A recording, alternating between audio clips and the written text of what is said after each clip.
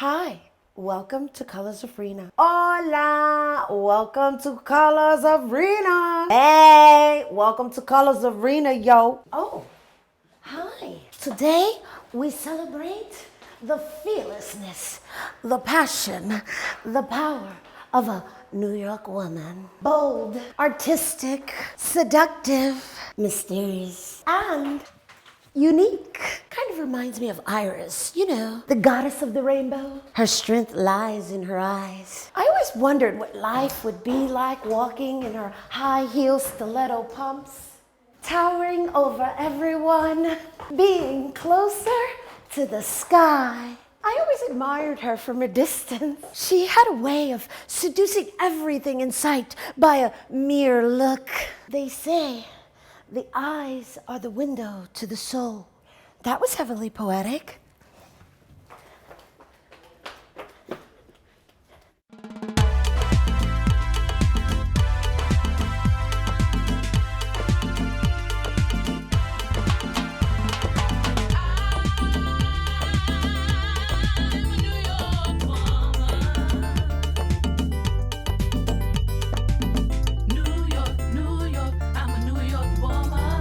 Filling your path with hues through the views of a New York woman. The colors of Rhina.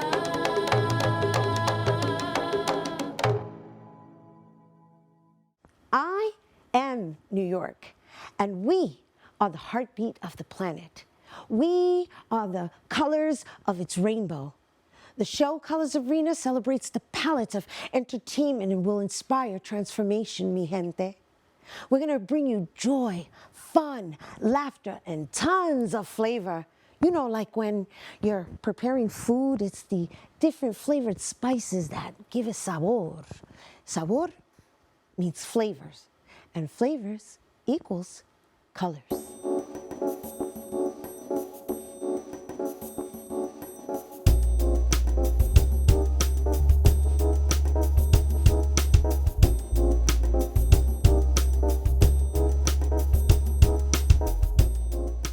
Victor Cruz, the actor, director, filmmaker, comedian, a character in every sense of the word, born in Portsmouth, Virginia, raised in the heart of the South Bronx, performed his first stand-up routine at the age of 16. As a character actor, you may have seen him portraying the role of CSU Flores on CBS Blue Bloods for 3 seasons, or perhaps you may recognize him from his scene in The Humbling, acting with the likes of legendary Al Pacino. Working in the biz as a regular is no easy task, but what's most admirable about Cruz is his filmmaking style and interest in giving American Latinos a voice. Having numerous films under his belt, such as La Operación, Congratulations, Mr. Gonzalez, and most recently, his newly released feature, The Stockroom, a story based on his real-life journey to becoming a stand-up comedian, which also provided his Latino acting peers employment in their respective fields. One of the many reasons we consider Victor Cruz Colors of Rhina's luminary Latino. I mean, I love this video. It's beautiful. This is great. I rarely ever get honored in this fashion, so thank you. I mean, this is great. And some things, Portsmouth, Virginia, I haven't been there since I was a baby. I didn't even know that's what it looked like. I'm looking like, where's that? And you're like, Portsmouth, Virginia. I'm like, oh, okay. This is fantastic. You look great. You look so beautiful. And you got your own cup. I have my own cup. Yeah, this has vodka in it, by the way. We're feeling very colorful. Fantastic. And I gotta tell you, I'm very grateful to you for making time to be here on this first episode of Colors of Rhina. You're our first luminary Latino. That's great. And I want to share with you the reason why you have been chosen to be our luminary Latino is because we're actually looking to enlighten people and to understanding that we, aside from acknowledging each other for being who we are in the business, right? Sure. Most people refer to it as a celebrity, or really it's about the consistency. It's about the consistency. And I say that because most people pay attention to like the superstars and the people who are out there doing the red carpet. And so aside from myself being one of your greatest fans, and I adore you, we're good friends and so forth, I wanted to share with our viewers the first episode ever who you are and why you are our luminary Latino, and it's because of consistency. Oh, well, thank you. I really appreciate that, and consistency is like really key. I had a teacher that once said that, fame happens by accident. So if you're doing exactly what you're supposed to, that stuff comes, but it's not important. That you have to work hard, you have to do what you got to do if this is what you believe. Otherwise, you get obsessed with that world. That's all you're going to be doing is walking a red carpet. Well, and not only that, it's superficial, right? Because now you're operating from that place of trying to gain that versus purpose, right? And purpose is where the consistency comes from. Because if you are, I like to also consider it karma. There's a part of me in this business, right? This is a very tricky business because this is a business that kind of, you operate on faith because you could be hired and you could be out of work for a long period of time. You can be great at your craft, but you can also be unemployed. Yeah, I mean, it's there. The reality of this business is that yes, it's going to be quiet sometimes. Other times you're going to be working a lot. Sometimes, look, for me, I'm humble. If I got to serve a steak or a piece of chicken somewhere, I'm going to do it, especially You're going to do it in character, I'm too. going to do it in character. I'm like, to be or not to be, that is the question. Can I get my chicken? Yes. And just put it down on the table, It happens. Then they were like, oh, is that how you did it when you were acting with Al Pacino? With Al Pacino. We were like, yeah. Al Pacino, it's so wild. I mean, they said he was a short guy. I mean, big, personality, obviously, and his work speaks for itself. But, like, this guy is shorter than me, and I always thought I was a short guy. Really? Yeah. But he's an actor's actor. Here's a guy, we're talking about fame, right?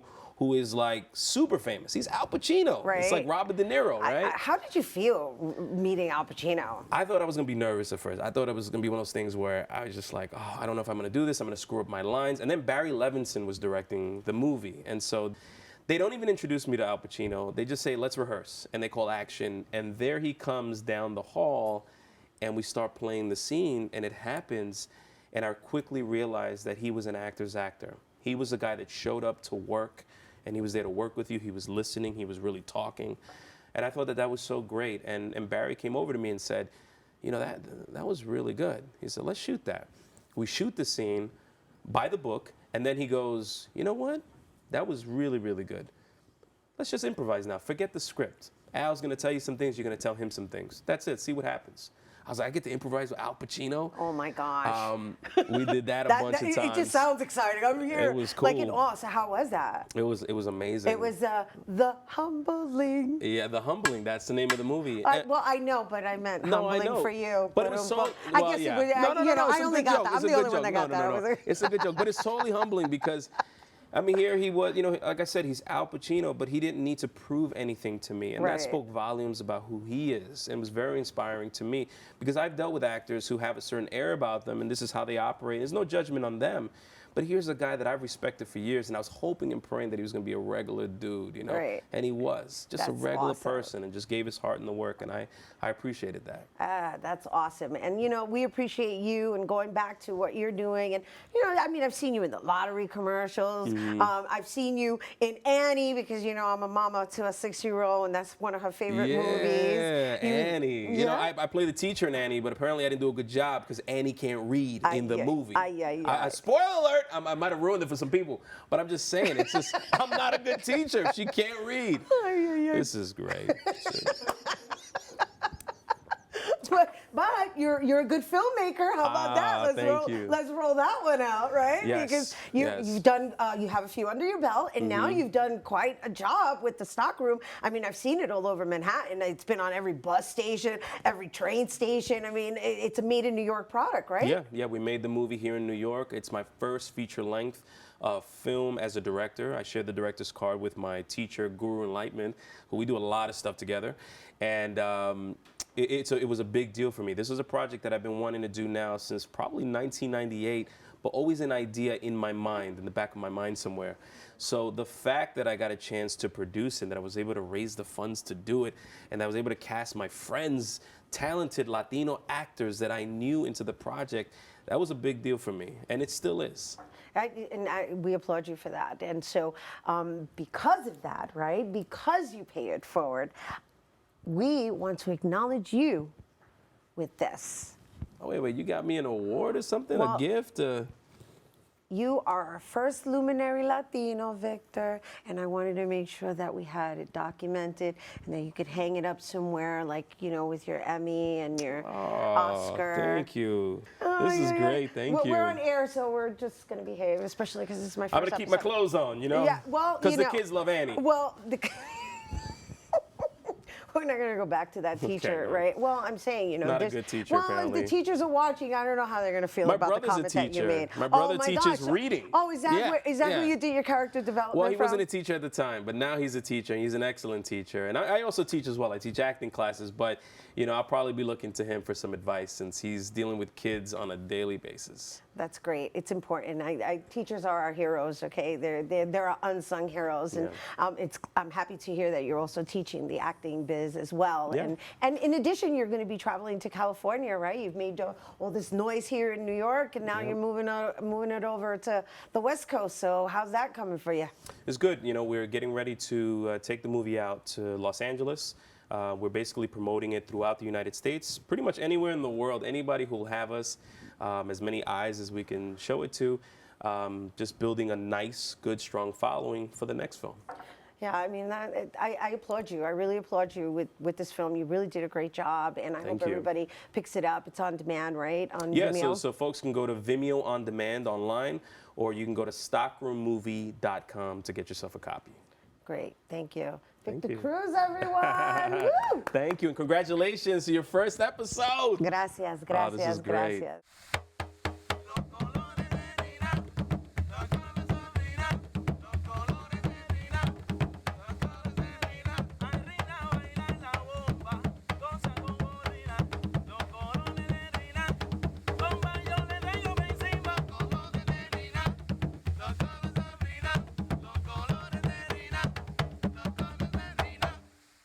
Political consultant Rhina Valentin has always sought out opportunities to cultivate her relevant skills, such as public outreach, organizing, fundraising, and policy.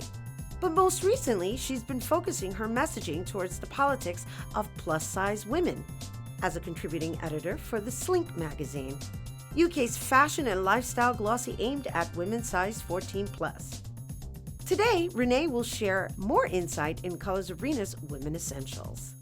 Please welcome to the set, Rhina Valentin. Hi, thank you so much for having me. Well, thank you for taking the time to come and present yourself on our first ever episode of Colors of Rhina. Absolutely, I wouldn't miss it for the world. This is really exciting. So, you know, I just want to share with our viewers how you and I met. You actually held a fundraiser for Senator Gustavo Rivera, and your primary occupation is kind of being that power woman behind the scenes, behind these elected officials. Well, I haven't always been known as a power woman but I have been behind the elected officials for quite some time. Well, I'm calling you a power woman. Thank you. Yeah, thank you. And it's great that we have you know, a mutual friend in Senator Rivera, who's just fantastic, who knew me back before I could ever be called a power woman, back when I was a power intern for 1199 SCIU, and I started, you know, having a passion for politics my whole life and dealing with a lot of labor equality. And I moved to New York about 12 years ago now, and the rest is sort of history. So, you know, I was very, very proud to work hard and meet some really amazing people and start a career in politics. Aside from coming from a political background, right, because your family's into politics as well, and that being kind of what you were born into, now you've chosen to work in the magazine realm, right? And not just any magazine, a magazine that that caters to plus-size women. You know, a lot of people have known me to be someone who always has the full face of makeup and the fake nails and the big earrings. I always put myself together regardless, you know, how tired I am working in my day job. That's so cute. She was honest. You heard that? The fake nails and everything. Yeah. I got it all going on. And, I love it. Just as a side project for myself and a few of my friends who always wanted to know where I got my clothes, and just as a great hobby, you know, I was always obsessed with fashion and entertainment, and I started my own blog about 6 or so years ago, really not expecting it to do anything. I kind of didn't think anyone other than my two best friends would read it. And while I was doing that, I was reading online this wonderful magazine called Slink magazine. They're British. They were only like an online capability before. When Slink was looking for someone in the United States, I jumped on it. You know, I was like, I'm obsessed with you guys. I think it's a really amazing message because they're giving us something that's not just about fashion, like wear this purse with these shoes, you know, whatever. It's still fun, you know, you see the trends and everything, but it's something that's edgy and empowering and trendy for young women. We're in a world of different flavors, different sizes, different colors. I mean, that's what makes it beautiful, especially here in New York. Yes. I mean, in New York, I have to say, you know, there's a large plus size community in New York, and I wish I could see more going on. I mean, now we're starting to get more activities going on. We have Full Figure Fashion Week. There's the Curvy Con. So, you know, there's something going on now with New York. Yeah, I saw you with Terry Shepard, right? Yes. So the Curvy Con is something that's actually somehow so successful in its second year that you know, was run by CCO Lisa and Chastity Garner Valentine, known as Garner Style on Instagram. And a lot of people, you know, because she's so famous on Instagram, she was able to get JCPenney to be the main sponsor. We had Sherry Shepard, you know, we had all kinds of wonderful celebrities and everything. And it was just so incredible to see this 2 days of just empowerment. You know, yeah, of course, the shopping was fantastic. Right, I loved it. Who does the swag that, and the right? shopping, all that, it was wonderful. But really what was so great is that, and what Sherry had said to me is, this is phenomenal to be in a room of like-minded women, and, you know, this is our time. And I just loved when she said that, you know, because that's how I feel. I feel like this is something that's finally getting its due in the media. You know, I don't know if it's because Ashley Graham's really on fire right now, or, you know, Melissa McCarthy's everywhere, and there are more plus-size lines out there. And Denise Bidot, right? Yeah, and Denise, and there's so many people that are just really hot right now that plus size is no longer really seen as just something that we're supposed to be ashamed of. Right, that's what I mean about the self-esteem. It's like, why is that even an issue? There's a large empowerment issue now that's going on, and I'm really, really proud to have any form of part of it, because for the longest time I just feel like it's a voice out in the wilderness. You know, I grew up the same way many, many, many women have, of all sizes. You know, you don't have to be plus size to feel body shamed. I mean, at this day and age, you see that people are being body shamed for everything. You know, even gorgeous supermodels, you know, if you have a little bit of cellulite or something, next thing you know, Twitter's on fire about it. And it's really a shame. Right. And it was bad enough for me before, growing up in a world before smartphones and the internet and all that. I'm really glad I managed to make it out before social media existed. But I think every day I write something for Slink magazine or for my own blog, I think about all the young women out there, and I think about what, you know, 15-year-old girls might be thinking to themselves. And I think back on how I used to think about myself when I was, you know, 14 or 15 years old, constantly yo-yo dieting, doing a lot of unhealthy things, trying to, you know, gain other people's approval, feeling that I was super fat. And I look back on these pictures and I'm like, I was skinny. What was I thinking? I wasted so much of my life being self-conscious because people told me to. You know, I really hope that through our writing and through, you know, these magazines and through these new trends now, that soon we won't have to worry about women being so self-conscious. Well, thank you for that. You know, I hope. Thank you for your contributions. Thank you for writing for Slink magazine. I just want to let our viewers know that it's online. We have a lot of things that are coming on the pipeline. We're really, really excited about, and I really just hope that people join our community and tell us what they want to hear and help spread the love. And thank you for coming here on our first episode to empower all of us. Thank you. This has been great. Thank you, Rhina Valentin. Once again, for more on Slink magazine, you can go to slinkmagazine.com.